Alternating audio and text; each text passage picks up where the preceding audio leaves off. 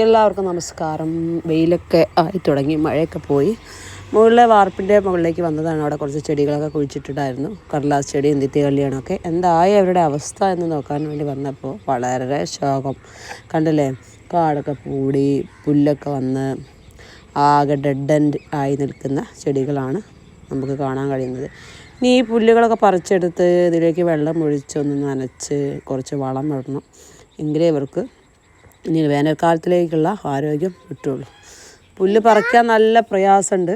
കാരണം നന്നായിട്ട് ഉറച്ച് പോയിട്ടുണ്ട് മണ്ണ്. നമ്മൾ ലാറ്ററൈറ്റ് മണ്ണായതുകൊണ്ട് തന്നെ നന്നായിട്ട് ഉറച്ച് പോയിട്ടുണ്ട്.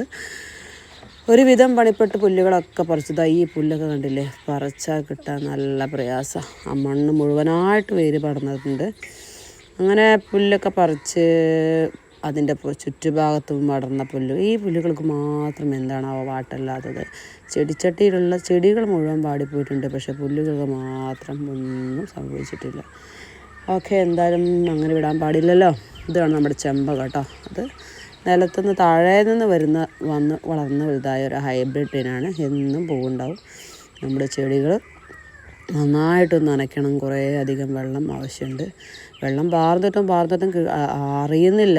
അവ പാത്രം മാറ്റി ഒരു പഴയ ബക്കറ്റ് എടുത്ത് നനച്ച് ഒരുവിധമൊക്കെ വെള്ളം പുറത്തേക്ക് വരുന്ന രീതിയിൽ നനച്ച്, അപ്പോഴാണ് നമുക്ക് മനസ്സിലാവുക ചെടിച്ചട്ടിയിൽ നിറയെ വെള്ളമായി എന്നുള്ളത്. അങ്ങനെ എൻ്റെ ഇന്നത്തെ ഉദ്യമം അവസാനിപ്പിക്കാൻ നേരമായി. ഇനി ഇതിലേക്ക് കുറച്ച് വളരണം. കടല ചൂട് കാരണം ചെടിച്ചട്ടികളൊക്കെ പൊട്ടിയിട്ടുണ്ട്. എത്ര മഴ ചെയ്താലും 1-2 ദിവസം മഴ പെയ്തിട്ടില്ലെങ്കിൽ നമ്മുടെ ചെടികളുടെ ഒക്കെ അവസ്ഥ തന്നെ. ഓക്കെ, എന്നാൽ ബൈ.